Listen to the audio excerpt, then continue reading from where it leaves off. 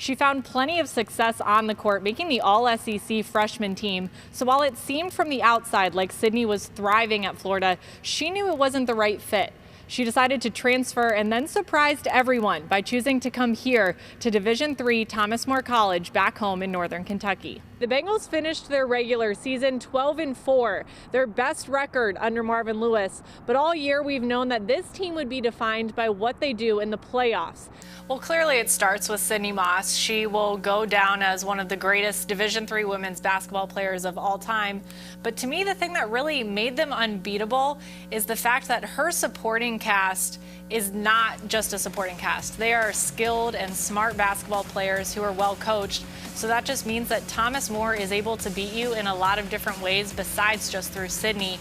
I came up here to Ignition APG in Cincinnati, where George is preparing for his pro day and an opportunity to play in the NFL. And performance director Cliff Marshall said as soon as he heard about the former basketball player, he knew he wanted to work with him. And he thinks NFL teams will be just as excited about his potential. Well, guys, I got a chance to chat with both coaches before the game. Coach Olds told me he's got his team focused on job responsibility, with the top priority being to stop Marcus Davis. The Bengals entered this week with even more uncertainty at quarterback after A.J. McCarron sprained his left wrist on the final play of the game in Denver. First-rounder Darqueze Dennard has been impressive so far, not just to the coaches, but to his teammates as well. The players who train at Ignition each offseason head back to their teams for training camp with a skill set that gives them a competitive advantage on the field.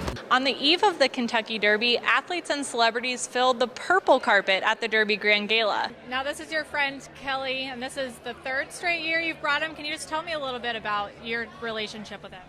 Me and Kelly, we're extremely close. One player who may get to play on Sunday is Devin Still, and by now, just about everyone has heard the incredible story of Still, his daughter Leah, and her battle with cancer, and of course how the Bengals have supported them, first by signing Still to the practice squad, which helps pay for her cancer treatment, and now signing him to the 53-man roster. Still said he's surprised and so grateful for the support from everyone. The Bengals have brought in one of their former wide receiver greats, TJ Houshmandzadeh, to be a coaching intern as part of the Walsh Fellowship program. Well, the Dutchmen were led last night by Nate Snuggerud. He came into the weekend averaging 16.2 points per game, leading the Dutchmen on the season. He scored 37 points last night.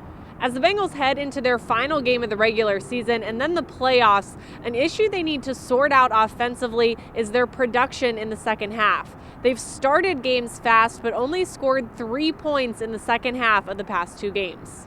Sus compañeros de equipo han dicho que su preparación es impresionante. ¿Cómo te preparas?